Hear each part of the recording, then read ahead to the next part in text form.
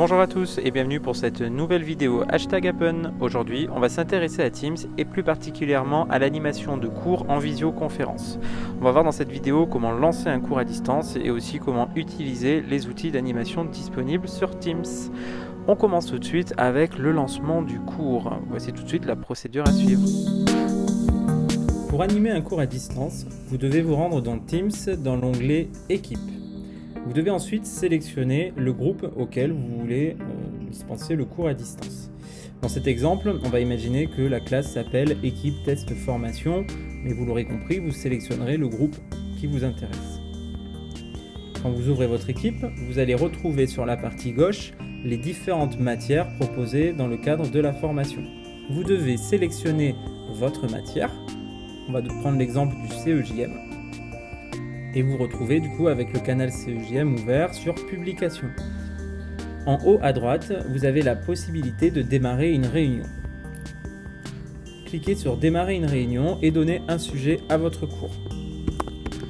Le RGPD.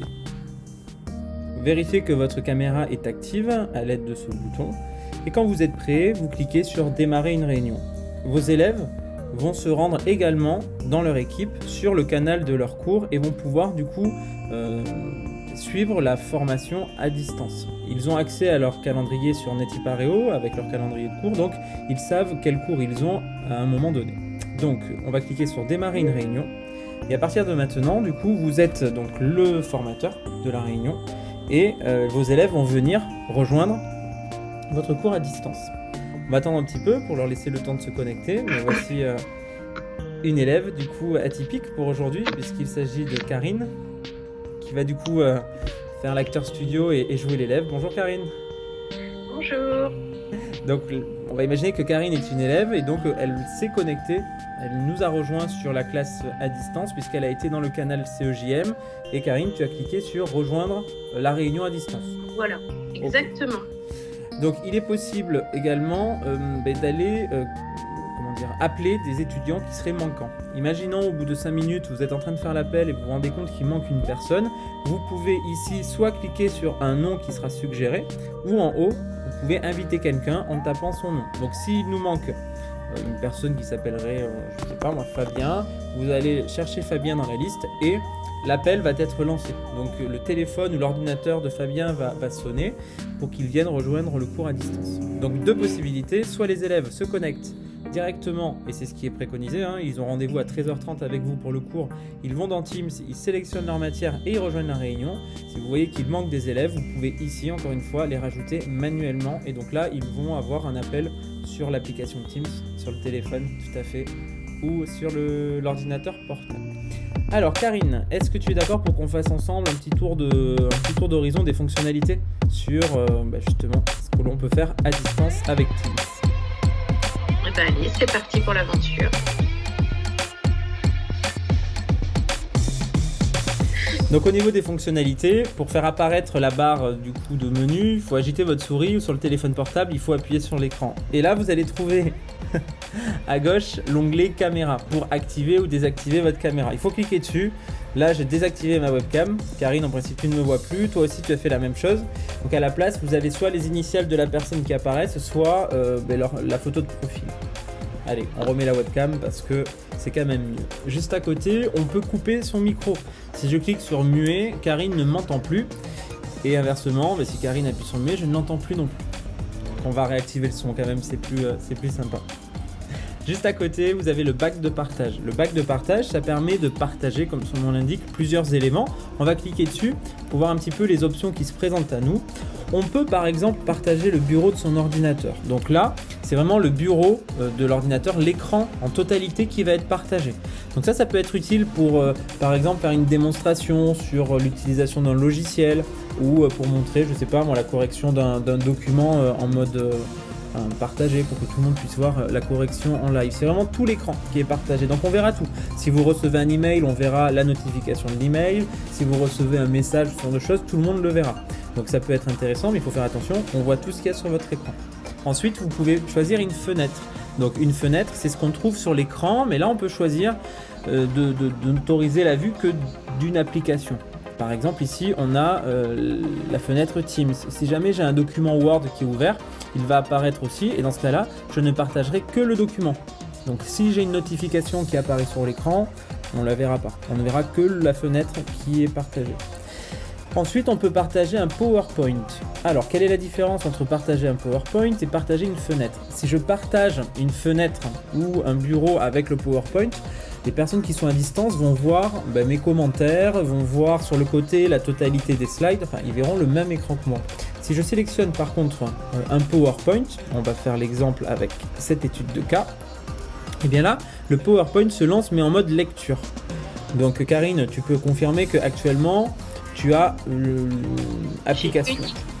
Voilà, j'ai uniquement le PowerPoint sans tes notes personnelles. Tout à fait. Et donc là, vous pouvez faire défiler votre PowerPoint avec les petites flèches ou en utilisant les touches du clavier. On reste sur les mêmes fonctionnalités en fait que PowerPoint, sauf qu'on est en mode lecture. Il est possible de donner également la main à distance. Donc là, vous avez un petit œil. Quand vous allez cliquer dessus, on vous signale que du coup, ils ne peuvent pas faire défiler le diaporama manuellement. C'est vous qui dictez la cadence et qui faites avancer les slides à votre guise. Par contre, si je réactive la consultation libre, la Karine peut avancer dans le diaporama sans m'attendre. Donc si je suis sur la slide 4 et qu'elle veut passer à la slide 10, elle pourra le faire. Je ne le saurai pas par contre. C'est Karine qui va piloter son diapo et donc ça peut être une fonctionnalité qui peut être intéressante. Voilà, au niveau du partage de diaporama, quand vous voulez arrêter, du coup vous avez un petit bouton arrêter la présentation. Et vous revenez avec vos étudiants qui vont apparaître sur l'écran. Ici, on a Karine. On continue, vous avez un petit bouton avec des options. Alors quand vous cliquez dessus, vous allez pouvoir afficher les notes de la réunion, passer en mode plein écran, afficher les effets d'arrière-plan. C'est ce qu'on a fait avec Karine. Vous voyez, je suis dans une salle de cours. Vous pouvez cliquer dessus et en fait, je vais vous montrer où est-ce que je suis. Je suis dans mon bureau où on voit le faux plafond. Donc j'ai préféré mettre effectivement pour le moment autre chose. Karine est chez elle, mais si elle ne veut pas effectivement partager sa déco, elle peut choisir effectivement un autre arrière-plan.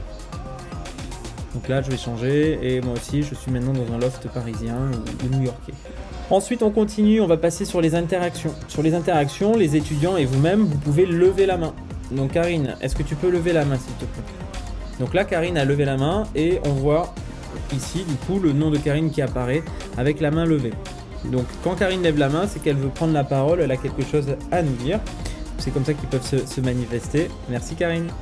Juste à côté, vous allez avoir affiché la conversation. C'est comme un chat. C'est la même chose qu'un chat.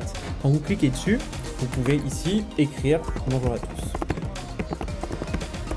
Et du coup, les participants peuvent aussi communiquer. Il faut savoir que ce chat, il reste enregistré dans votre cours, dans le canal CEJM. Sous la réunion qu'on est en train de faire, on va retrouver les éléments du chat. Donc ça peut être intéressant des fois pour retrouver aussi une conversation qu'on aurait pu avoir pendant un cours qui dure plusieurs heures. Comme pour Teams, vous pouvez joindre des documents. Donc si vous voulez partager un contenu de cours avec les étudiants, vous pouvez leur joindre le contenu avec le chat. Vous pouvez mettre des émoticônes. Voilà, vous pouvez faire vraiment toute une série d'options pour communiquer avec votre audience. On a ensuite une autre fonctionnalité qui concerne l'affichage des participants. Donc là, vous allez retrouver la liste des personnes qui suivent votre cours. Dans présentateur, vous allez retrouver l'organisateur, mais aussi les formateurs. Si vous voulez faire de la co-animation, ils seront ici avec vous en tant que présentateurs. Et les participants, donc les étudiants, apparaîtront dans l'onglet participants. Et voilà, vous venez de voir comment lancer un cours à distance et comment l'animer avec les outils collaboratifs et de partage de documents. Eh bien, j'espère que ça vous a plu. En tout cas, n'hésitez pas à nous contacter pour différentes aides par le canal #Appen dans Teams. Et à très vite et bonne visio à vous.